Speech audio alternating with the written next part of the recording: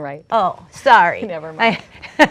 Oh, we've lost State Farm, which was a huge employer in Woodbury. 3M doesn't expand here anymore. I mean, we've lost a lot of business over the years, over the past 30 years.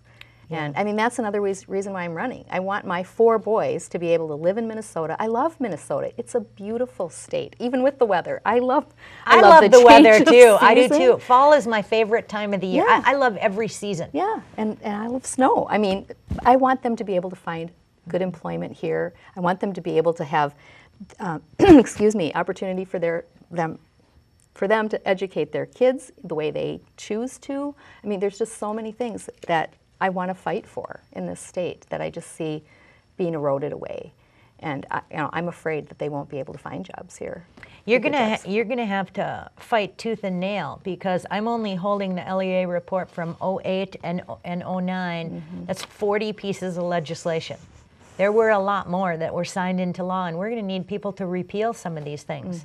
Let's talk about the cap and trade that we have here in Minnesota. Cap and trade may never pass at a national level, although I'm sure many of the liberals will. We already have cap and trade here in Minnesota. We do. I'm on the Minnesota Citizens Board for the MPCA. And we Tell us what these alphabet numbers mean, because we all get so confused. Okay, sure. That's the hardest part about being at the Capitol. Yeah. What do all these initials mean? You're absolutely right. I don't have them all figured out yet either, that's for sure. But Minnesota Pollution Control Agency has a citizens board. And I was appointed about a year ago to that by Governor Pawlenty, and it's been an extremely interesting position to be on. And they talk about cap and trade there, and that what they're doing with businesses in Minnesota with cap and trade. So whatever, and I think it's 2011 that goes into effect here in Minnesota. So right, they're going to trade our air. Yeah, isn't that nice? And we actually had the president of Xcel Energy come out and say, yep, your energy prices will go up 30%. Great. Minimum 30% by the ridiculous nonsense that they're doing. And you're seeing, as part of some of this cap and trade stuff with the energy, with the auto emissions standards, ours are equal to California. The cap and trade is more stringent than what they're trying to ram down our throats at a federal level. Remember, we have to pass it now. We have to pass it now, even though it doesn't take effect right away. We have to pass it now. It's urgent. And what did they say today? That we have to solve this problem in 10 years.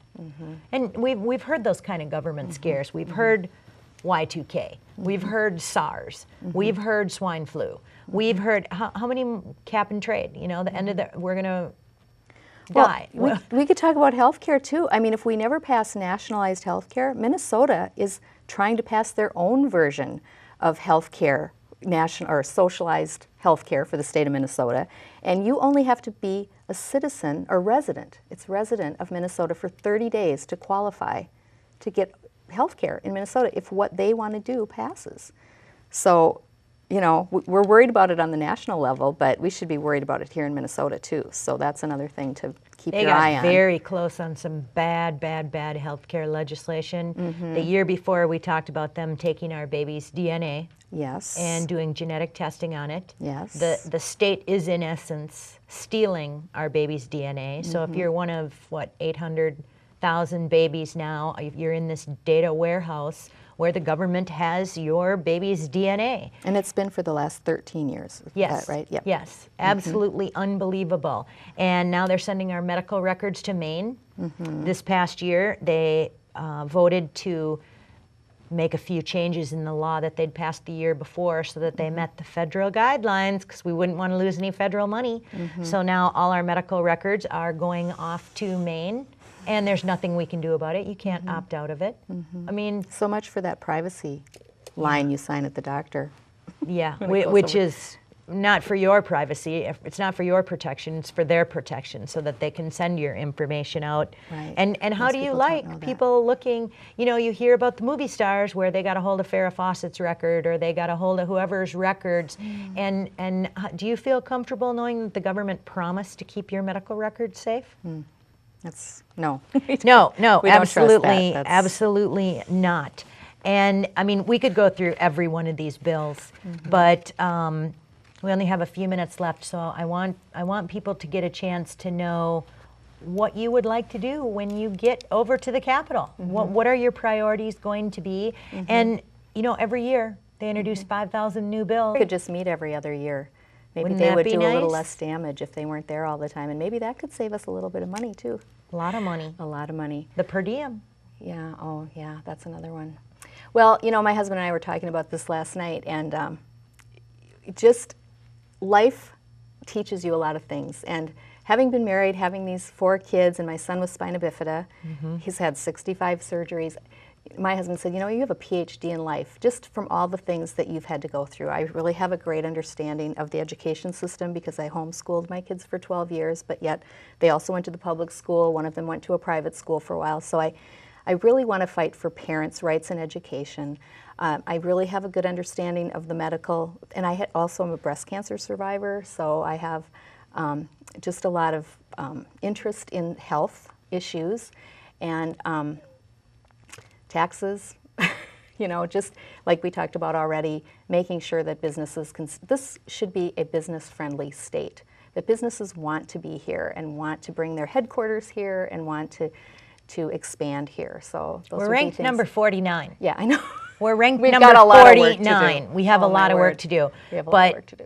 I mean, your husband's exactly right. Life experiences, just the education alone, homeschooling, public school, private school, and the healthcare, which of course, and the business environment, 3 giant issues that totally need addressing here in the state of Minnesota. And tell us again, if they wanted to go to your website, where give us the information again for how to find you. Yep, it's KathyLomer.com. So that's easy. And they could do anything from sign up to volunteer on your campaign. They could ask you questions about running for office, how they Sure. could donate money, how they could invite you to come and speak to a group in your neighborhood. Sure. That's the best thing that listeners can do. Call you up and say, hey, I want to invite some friends over and have coffee Right. and get to know you and Right. and get involved in your campaign. And I really enjoyed the door knocking part of campaigning because I really do want to hear what's important to people. I mean, I've told you what's important to me, but I want to know what's important to the people of my district too. And I really do care about people. I've always had just a love of people and trying to help however I can. So I would love to hear from anybody who wants to get in touch with me. That would be great. And I want to hear what you have to say. And think about it. Look at all the experience she has. Education, healthcare, small businesses, family issues, and individual freedom and liberty. Property rights is another huge one. No state other than, okay, maybe that's not true. There are lots of states beside Minnesota that do that, but enough is enough. Right.